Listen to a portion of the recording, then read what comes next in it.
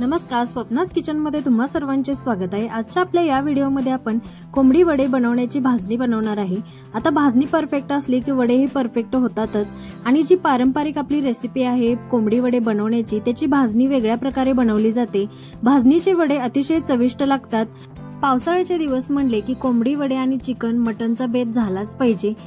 आता इथे व्हिडिओमध्ये तुम्ही पाहत आहात कोणकोणत्या प्रकारची इथे मी धान्य वापरलेले आहेत। आता याच्यामध्ये काही धान्य स्किप केली तरी चालतात, परंतु अशा पद्धतीचे सर्व धान्य एकत्र करून जी भाजणी बनवली जाते त्याची वड्यांची चव काय वेगळीच असते। आता याच्यामध्ये काही कडधान्य स्किप झाली तर कमी जास्त असली तर काहीच प्रॉब्लेम नाही। भाजणी करत असताना आपल्याकडे जे उपलब्ध आहे त्या धान्यांचा तुम्ही इथे वापर करू शकता। आता इथे मी साहित्य घेतलेलं आहे। भाजणीसाठी तांदूळ पहिल्यांदा महत्त्वाचा आहे, तुम्ही कोणताही तांदूळ वापरू शकता। आता इथे मी बारीक तांदूळ वापरलेला आहे। आता त्याच्यासोबतच आपण इथे गहूही वापरणार आहे।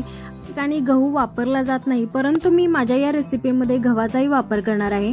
सोबतच इथं आपण शाळू घेतलेला आहे म्हणजे ज्वारी, आणि इथं बाजरी ऑप्शनल आहे, पूर्ण ऑप्शनल आहे। तुम्ही तुमच्याकडे असेल तर तुम्ही वापरू शकता, नाहीतर स्किप केली तरी चालेल। मी इथं चव येण्यासाठी इथं बाजरी वापरलेली आहे।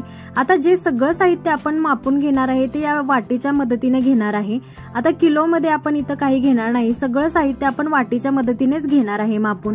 आता पहिल्यांदा तर इथं तांदूळ घेतलेले आहेत, आपण वाटी इथं तांदूळ घेतलेला आहे। आता वाटीच्या प्रमाणात घेणार आहे त्यामुळे 5 वाट्या इथं आपण तांदूळ घेतलेला आहे। आता त्याच्यासोबतच आपण जे बाकीचं धान्य आहे तेही त्या प्रमाणातच वापरणार आहे। आता सगळ्यात जास्त तांदूळ आहे त्यामुळे इथं 5 वाट्या तांदळाचं प्रमाण घेतलेलं आहे। प्रमाण अतिशय समजायला सोपं आहे, किलोच्या प्रमाणात आपण घेऊ शकत नाही घरामध्ये, म्हणून आपण इथं वाटीच्या मदतीने सर्व प्रमाणबद्ध असं साहित्य घेतलेलं आहे। 2.5 वाटी इथं आपण गहू घेतलेला आहे। 2 वाटी आणि अर्धी वाटी आपल्याला इथं गहू लागणार आहे। जेवढ्या प्रमाणात तांदूळ आहे त्याच्या निम्म्या प्रमाणात आपण इथं गहू घेतलेला आहे। आता याच्यामध्ये जी ज्वारी वापरणार आहे आपण त्याचे प्रमाणही आपण 2.5 वाटीच घेणार आहे।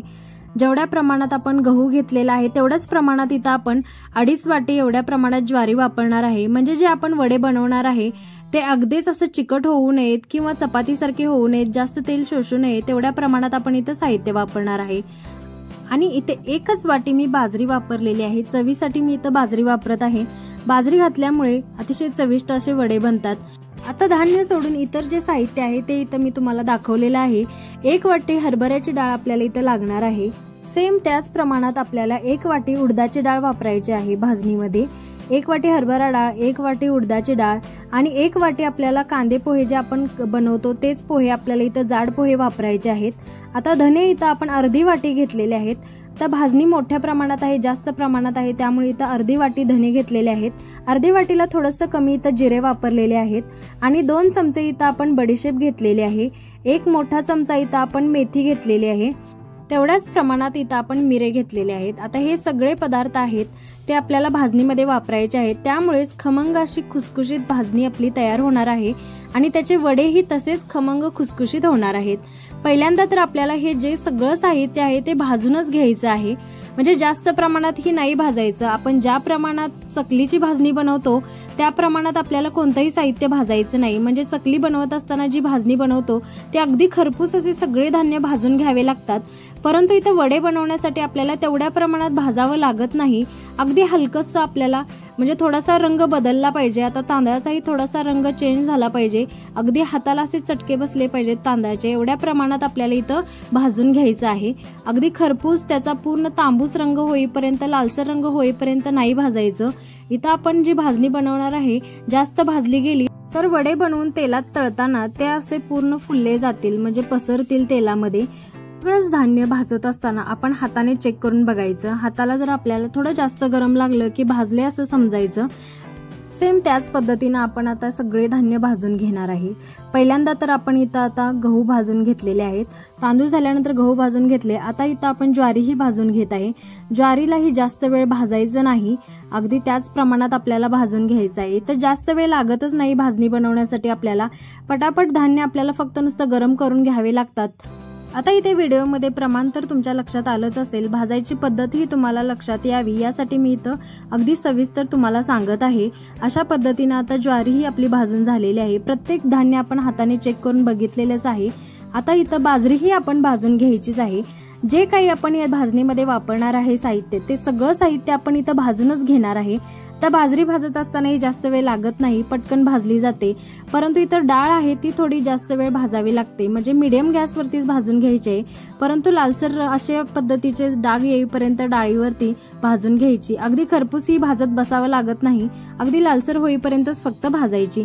आता फटाफट डाळी ही भाजल्या जातात. गरम कढई असल्यामुळे इथे तुम्ही कढई किंवा तवा जो वापरणार आहे तो जाड असलेला वापरायला हवा, म्हणजे धान्य भाजत असताना खाली करपू नये, जळू नये याच्यासाठी जाड असलेलंच इथं पातेलं किंवा कढई तुम्ही इथं वापरू शकता. आता इथं उडदाची डाळ ही पटकन भाजली जाते. उडदाची डाळ भाजत असताना मात्र गॅसची फ्लेम लो करायची, नाहीतर ती पटकन भाजली जाते. आता गरम कढईमध्येच आपण इथं पोहेही भाजून घेत आहे. पोहे भाजण्यासाठी तर अक्षरशः 1 मिनिट सुद्धा लागत नाही, ते पटकन भाजले जातात. कोंबडी वडे किंवा मालवणी वडे बनवण्याच्या भाजणीची ही रेसिपी मी तुमच्याबरोबर अगदी सविस्तर शेअर केलेली आहे. रेसिपी तुम्हाला आवडली असल्यास व्हिडिओला नक्की लाईक करा, शेअर करा, कमेंट करायलाही विसरू नका. कशी वाटली रेसिपी? काही कमी जास्त असेल रेसिपीमध्ये तर नक्की कमेंट करून सांगा. अशाच सिंपल रेसिपींसाठी आपल्या चॅनलला नक्की सबस्क्राईब करा. आता इथं आपण जे मसाले घेतलेले आहेत, मसाल्यांमध्ये आपण धनेही भाजून घेतलेले आहेत, सोबतच आपण जिरे, बडीशेप आणि जे मिरे घेतलेले आहेत, सोबतच मेथी ही इथं आपण भाजून घेत आहे. आता हे सगळे मसाले भाजण्यासाठी आपल्याला कढई ऑलरेडी गरम आहे, त्यामुळे मी गॅस बंद केलेला आहे आणि गरम कढईमध्येच अशा पद्धतीने परतून घेत आहे. आता हे मसाले भाजण्यासाठी काही जास्त वेळ लागत नाही, अगदी थोड्या वेळातच हे मसाले परफेक्ट असे भाजून होतात. अशा पद्धतीची कोंबडी वडे किंवा मालवणी वड्याची आपली ही भाजणी परफेक्ट प्रमाणात अशी तयार झालेली आहे. रेसिपी आवडली असल्यास व्हिडिओला नक्की लाईक करा, शेअर करा, कमेंट करायला विसरू नका. अशाच सिंपल रेसिपींसाठी आपल्या चॅनलला नक्की सबस्क्राईब करा. तुम्हाला ही रेसिपी कशी वाटली किंवा याच्यामध्ये काही कमी जास्त प्रमाण असेल किंवा ॲडिशनल काही धान्य असतील किंवा कमी असतील तर ते नक्की कमेंट करून कळवा. तुम्ही माझ्या व्हिडिओना खूप छान प्रतिसाद देत आहात. तुमच्या या प्रतिसादाबद्दल मी तुमचे मनपूर्वक आभार मानते. असाच प्रतिसाद देत राहा. ही तयार झालेली आहे खमंग अशी मालवणी वडे किंवा कोंबडी वड्याची भाजणी.